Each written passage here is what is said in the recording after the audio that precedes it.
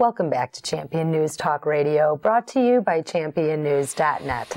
This is Carol Parisi. Today, our founder, Jack Roser, and myself are speaking with Representative David Harris from the 66th District.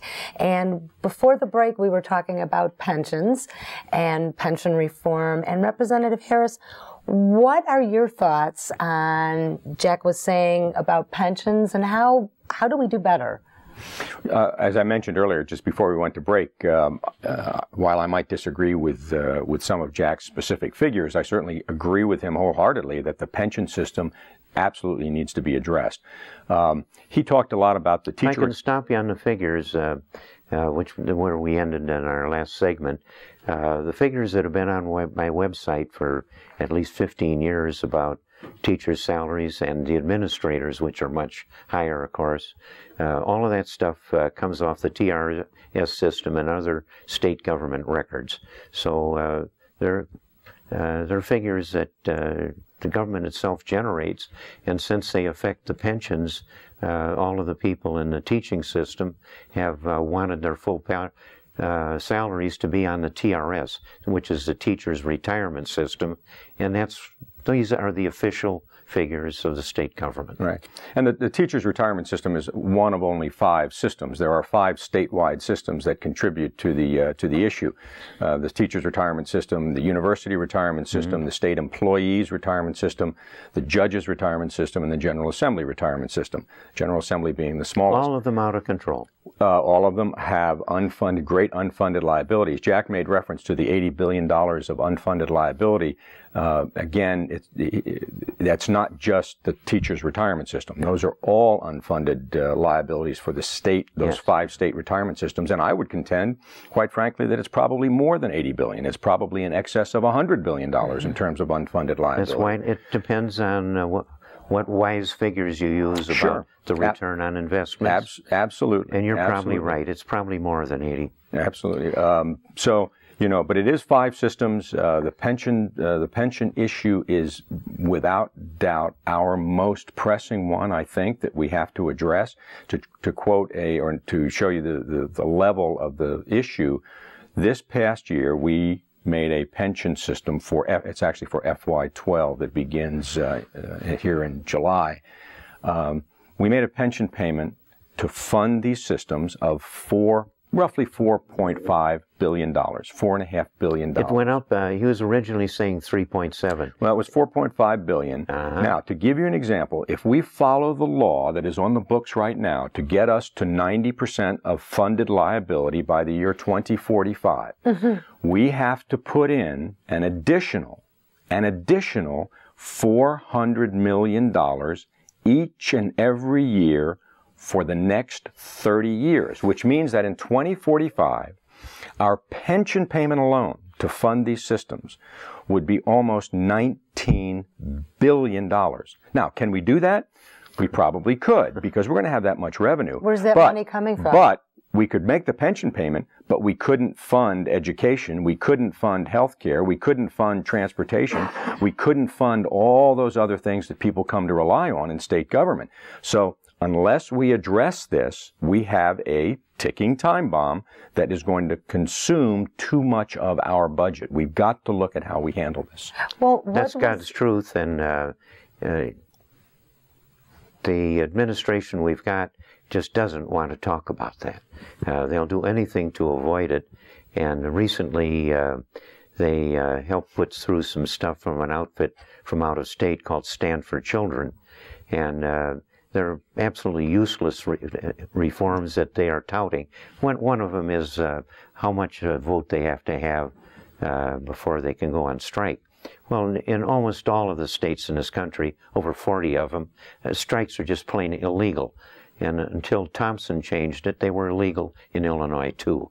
So that's hardly any kind of a reform to even talk about teachers striking. That's evil and shouldn't be permitted at all. The rest of it has to do with about tenure, and they've written up a thing that's so full of holes that sieve won't hold any water. So the reforms that the Tribune is touting are just entirely useless and no approach at all to the problems that the Representative Harris has said so well. He's exactly right about the size of the problem. Representative Harris, I know that there was pension reform initiative. I think it was SB 35, am I correct? I know Americans for Prosperity had a lot of initiative going out and getting petitions signed, and a lot of the grassroots were calling representatives to vote on this. It's a start. What happened? Why did they not vote on that last session? And do they plan on bringing it back in the upcoming session? Yeah, and here again, I'd draw attention to the fact that a fairly significant bill was put into the legislature last year in the House in this most recent session, co-sponsored by Speaker Madigan and the Republican leader Tom Cross. It was, when I say a significant bill, it made substantial changes to the pension system. That's on the people coming into the system now? No, that's people. No, that's people in the system currently. What was that bill number? Was that SB 35? No. How far did that get through? Say again? How far has that gotten through the process? It did not receive a vote.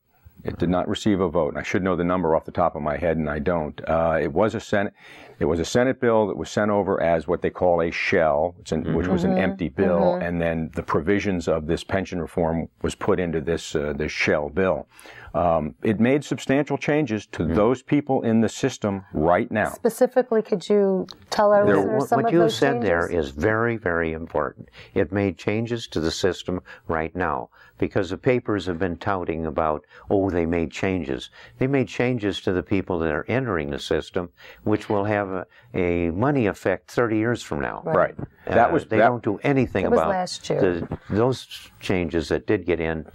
Won't have any effect for a long time, so they have nothing to do with the present problem. The other part that you spoke about should be emphasized is the real problem. Right. The bill, there was a bill passed last year that said anyone who was hired after January 1st of this year is in a different pension system, or in a different pension benefit system.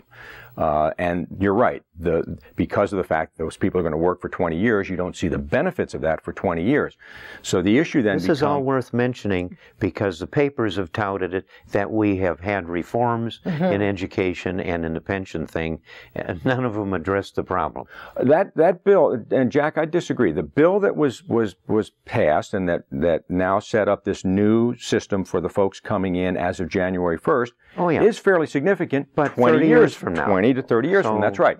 But let's look at the people who are... the Titanic has sunk. Unless we make changes to the people who are in the system right now. And the bill that was introduced by Speaker Madigan and Representative Cross, Minority Leader Cross, this year made significant changes, and set up a 3-tiered system for current individuals. And the 3-tiered system basically was this. The first tier allowed you to keep what you have now. However, your contribution level was going to increase fairly substantially. Okay, for teachers, it was going to go from about 9.5% up to about 15%. Those are general figures. The second tier allowed you to go into the system that was set up for those folks who came in as of January 1st. And the third tier was basically an IRA kind of, or rather a 401k kind of arrangement where you contributed 6%, the state contributed 6%. It was a defined contribution versus a defined benefit kind of plan. So that would have reduced our liability, our state's liability. Remember that $19 billion I talked about? You're absolutely right. A plan like that will work, and the significant statement that you've made that gives it some credibility is it applies to the present pensions that are causing this upwards of $80 billion deficit under any normal calculation. And if what you were talking about were to have been passed or get passed anytime soon, would make big differences, and the Titanic wouldn't sink. Right. But unless we do that, the Titanic sinks. Let's see what happens in the fall. Are they going to be bringing this back up in the fall, or is that bill dead? This coming election must be about what you have laid on the table. Well, let's see what happens in the fall. I mean, I'm not and suggesting... so far, the Republican Party, and of course the Democrats, are running at high speed from that in any sense. Madigan didn't let that come to a vote, and the Democrats don't want that to happen because those rascals were in charge while all of this debacle was building. So, and the Republicans lost the race for governor with Brady because he didn't have the guts to bring it up either, even though he knew all of this. More lively debate and discussion when we come back after the break.